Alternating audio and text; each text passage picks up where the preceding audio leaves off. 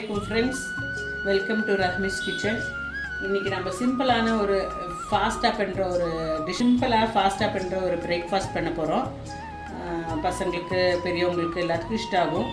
அது எப்படி பண்ணுறதுன்னா, நம்ம ஃபஸ்ட்டு எண்ணெய் காய வச்சுக்கணும். நல்லா எண்ணெய் காஞ்சவருக்கு கொஞ்சம் கடுகு போட்டுக்கணும். கொஞ்சமாக கடுகு போட்டுக்கணும். சேமியா உப்புமாவு, வெஜிடபிள் போட்ட சேமியா உப்புமாவு. கடுகு போட்டுன பிறகு நம்ம கொஞ்சம் பொட்டுக்கடலையும் கடலை கொட்டையும் எடுத்து வச்சுருக்கிறோம், அதில் போட்டுக்கிறோம். இது நல்லாயிருக்கும் சாப்பிட்றது கூட, உப்புமாவு கூட கிடைக்கும் போது. அப்புறம் அது நல்லா பொரிஞ்ச பிறகு நல்லா ப்ரௌன் ஆன பிறகு இந்த வெங்காயமும் கருவேப்பிலையும் போட்டுக்கோங்க. வெங்காயம் கருவேப்பிலை நல்லா வணங்கட்டும்.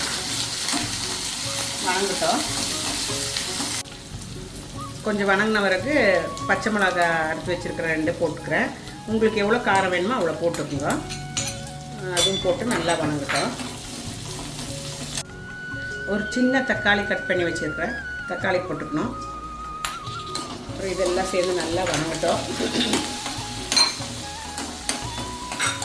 இஞ்சி பூண்டு பேஸ்ட் வச்சுருக்கிறேன், 1 ஸ்பூன் அவ்வளவு. அதுவும் போட்டு நல்லா அது அந்த இஞ்சி பூண்டோட பச்சை வாசனை போகிற மட்டும் நல்லா இறக்கி கொடுங்க.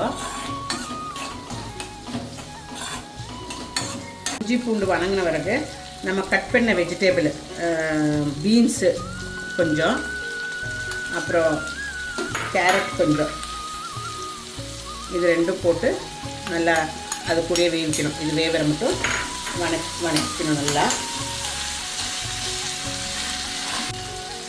உப்பு போட்டுங்க, தேவையான அளவுக்கு உப்பு போட்டுங்க. தண்ணி ஊற்றின வரைக்கும் திருப்பி பார்த்துட்டு வேணுமெண்டா தேவைப்பட்டால் உப்பு போட்டுக்கலாம்.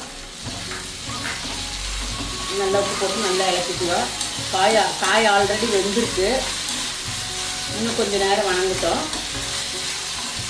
உங்களுக்கு நீங்கள் நல்லா நெய்யெல்லாம் இஷ்டப்பட்டு சாப்பிட்றவங்களா இருந்தால் எண்ணெய் கூட 1 ஸ்பூன் நெய் போட்டுங்க. நல்லாயிருக்கும், டேஸ்டியாக இருக்கும், ஹெல்த்தியும் தானே உடம்புக்கு.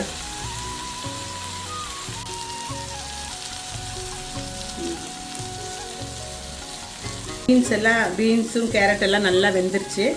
நான் இந்த 1 கிளாஸுக்கு தான் நான் சேமியா எடுத்துருக்கேன், இந்த 1 கிளாஸுக்கு. அப்போ இந்த 1 கிளாஸுக்கு சேமியா எடுத்தால் நம்ம சேம் அளவுக்கு தண்ணி ஊற்றிக்கணும். 1 கிளாஸ் சேமியாவுக்கு 1 கிளாஸ் தண்ணி கொதிச்ச பிறகு சேமியா போட்டுக்கலாம். அப்புறம் சேமியா வறுத்து இருக்கணும். என்னோட சேமியா வறுத்த சேமியா. நீங்கள் சேமியா வறுக்காத சேமியா இருந்தால் வறுத்துக்குங்க, அப்போ தான் நல்லாயிருக்கும் உப்புமாவு. கொச்சிச்சு கொஞ்சம் உப்பு இருக்கான்னு பார்த்துக்கலாம். உப்பு இல்லைன்னா உப்பு போட்டுக்கலாம், இல்லாட்டி சரியாக இருந்துச்சுன்னா விட்டுடலாம்.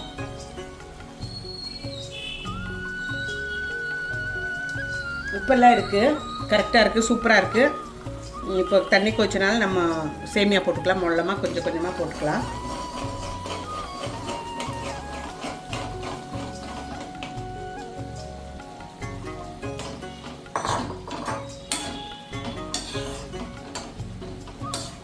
சேமியா போட்டாச்சு. சிம்மில் கேஸ் வச்சுட்டு மூடி வச்சுருங்க. அப்படியே அந்த ஹீட்லேயே வெந்துக்கும்.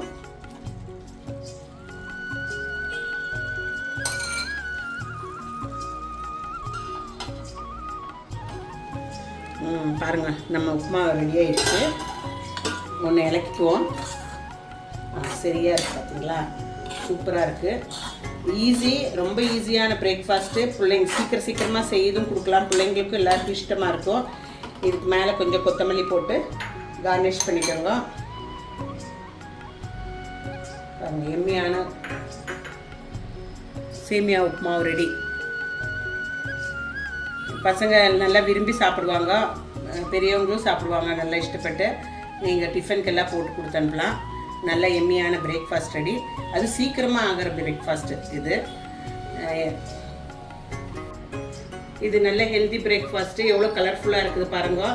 கேரட்டு பீன்ஸ் எல்லாம் போட்டிருக்கிறனால குழந்தைங்க இஷ்டப்பட்டு அதுவும் சாப்பிட்டுக்குவாங்க. நல்ல ஹெல்த்தியானது, எல்லாமே போட்டிருக்கிறதோடது. பாருங்கள், எம்மியான பிரேக்ஃபாஸ்ட் ரெடி. நீங்களும் வீட்டில் ட்ரை பண்ணுங்க. ரொம்ப ஈஸி ரெசிபி. இஷ்டாச்சுன்னா என்னோடய சேனல் சப்ஸ்கிரைப் பண்ணுங்க. ரஹ்மிஸ் கிச்சனு லைக் ஷேர் கமெண்ட் பண்ணுங்க. உங்களோட என்கரேஜ்மெண்ட் எனக்கு ரொம்ப ரொம்ப முக்கியம். Please subscribe my channel. Thank you for வாட்சிங் மை வீடியோஸ்.